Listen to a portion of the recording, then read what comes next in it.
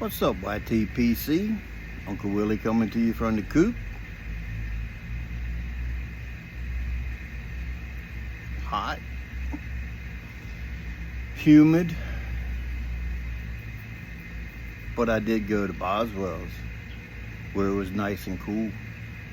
There was a pipe club that meets there every couple months, and they had a meeting there today. My buddy, he usually gets there before I do, so he's always got a place for us to sit. Usually got a table between us, to put all our stuff out on. Well, he texted me on my way there and told me that looks like we were being taken over, and he sent me a picture of where they had already moved furniture around and making themselves comfortable, which is all good. I mean, they do it every 3 months. I sat in with them the last time, which was probably first part of the year. Me and another guy was sitting up there when they all started arriving, and we just sit around, shoot the crap, smoke the pipe, smoke the smoked the cigar, had a good time, meet new friends. Well, I recognized a couple of them when I got there today, spoke to them, shook their hands, whatever. We went into the back, and I don't remember if you remember, I don't know if I put that right, but a while back I did a video on some homemade tobacco that a group member had grown and cured and flavored and everything and sent out. And when I had smoked it originally, it was really wet from the topping that he put on it. I was able to smoke it because I'm used to smoking moist tobacco anyway. And everybody that had smoked it in the group talked about drying it out, which, you know me, I don't dry it out, but I did. I went ahead, I just spread it out onto a paper towel, and it dried out, and it got dry. So I put it back in the little baggie. And my buddy that I met up with, I told him to bring a pipe that he didn't mind getting ghosted because we were going to smoke the last of that. Let's see how it flavor changed, if any, or whatever, So we both took a meerschaum pipe, and I dumped it out into my little valet, and he wasn't hip on it to begin with. And so we both packed up a bowl. He couldn't keep his lit, which the ventilation in Boswells, it blows around, and at times when the thing's going, you light your lighter, you got to sort of block it from the wind because it's so, suctioned that way, whatever. Well, we both packed the bowl, loaded it up. I lit mine, and first puff out of it, I got a flavor burst from it. Still don't know what it was topped with. Some kind of booze or something, I'm sure. But I got a flavor burst when I first lit it. And then I took a couple more puffs off of it, and it just sort of like bland. So he got his lit, and he said, I'm not getting a tongue bite, but it feels like a tongue bite. He said, my tongue is getting numb. And I was like, yeah, there's something going on with mine also. So we, relit it and was smoking it. And about a quarter into the bowl, the flavor was gone. It was like smoking hot air.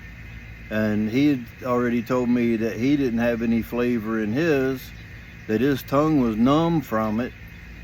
So we ended up dumping it and just lit up another pipe of something else. So if you're thinking about making tobacco at home, give it another thought. Leave the blending to the blenders.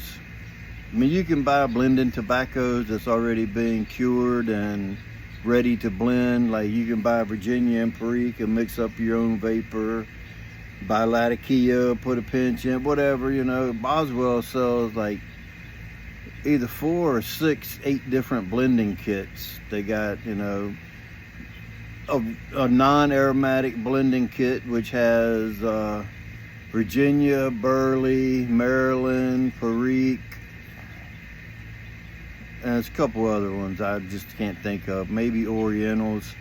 Then they have an English blending kit and an aromatic blending kit. You can buy those kits at different places, but yeah, the first time I smoked it, it wasn't bad, but it was moist, so it still had flavor all the way through it. This time I got about a quarter into the bowl and it was nothing there. So I ended up just having to dump it. Sorry, Scott, but it just didn't pan out in our opinion. So with that being said, we dumped that one. I took and pulled out my matches, the Friday Savinelli. It's not branded, but it's still the 673 Roma Lucite like John used to smoke. And my buddy he'd bought a tin of the Haunted Bookshop cake, so we broke that up and smoked it. He wanted me to try it because he said he had more citrus flavors in the Bookshop cake than he did with the ribbon cut, the regular Haunted Bookshop. So I loaded up my bowl and fired it up. It wasn't bad. I told him, I was like, I'm not a big Haunted Bookshop person. I said, it's not bad. It's just not something that I keep in my rotation. And he gave me like 2 ounces of it a while back. He just gave me a jar with it. And I smoke it every once in a while. But it's nothing I keep in my rotation. So with the Haunted Bookshop cake, to me it was more refined. The regular Haunted Bookshop is a little rough around the edges compared to the cake. I didn't get the citrus notes from it, but when he put it in his violet, and the first aroma I got was Barnyard, which that's not typical of the Haunted Bookshop from what I've experienced. Everybody's sniffer sniffs different. So I smelled Barnyard from the beginning. Lit it up, and I told him, I was like, I don't hate it, but I don't love it. I mean, when it comes back, it's gonna be regular production. When it comes back around, I'll buy a tin of it just to have and then try it, you know, again. But first impressions, it wasn't bad. So if you're thinking about it, or if you got it and haven't tried it, go ahead and give it a try. It's the Haunted Bookshop, Cornell and Deal Haunted Bookshop cake. I didn't get to see what the cake looked like because he'd already broke some up and put it in one of them little pocket jars and brought with us. So there's little pieces of crumble cake in it. So I'm thinking that it is a crumble cake, not a plug where you don't have to cut it. You can just break it off and then rub it out, and should be good with it. So that's what Boswells brought, plus I bought 10 cigars. It's getting to be cigar season more so I'm smoking 2 or 3 cigars opposed to 3 or 4 bowls during the day. It's all good. Still got my pipe going though. So I know it's a little late, but I'm gonna do some housekeeping. My Radiche rind poker. The rind is because of the rustication. It's sort of like a rind. Faux bamboo stem. Like I said, it's a little poker. Got a striker on the bottom. It's a very, very comfortable bit on the end of the stem.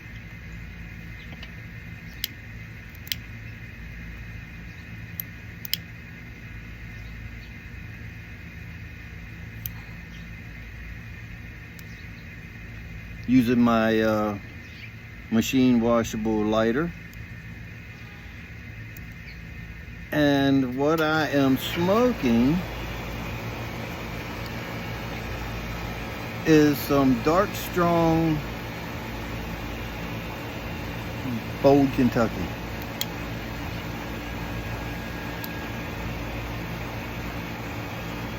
It's Peter Heinrich, the dark strong flake. I took 2 Peter Heinrich flakes and 1 HH Bold Kentucky flake, put them together, rubbed it out, then packed the bowl.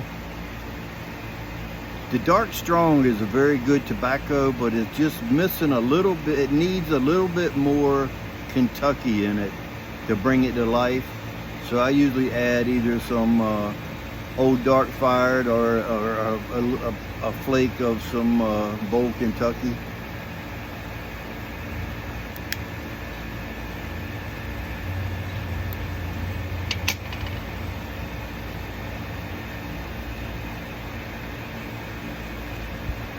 So, hope everybody's doing well on this Friday afternoon. I want to take a minute to thank each and every one of you guys for subbing my channel. I'm glad that most of y'all are finding good content that keeps you coming back. My number is getting higher and higher.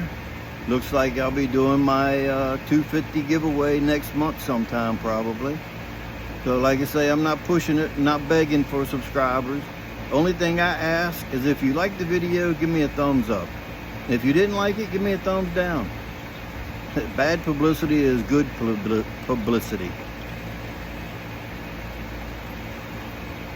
So with that being said, I'm gonna jump off here, finish the rest of this bowl, try to figure out what we're gonna do for dinner. And until next time, you know what to do. Stuff them and puff them.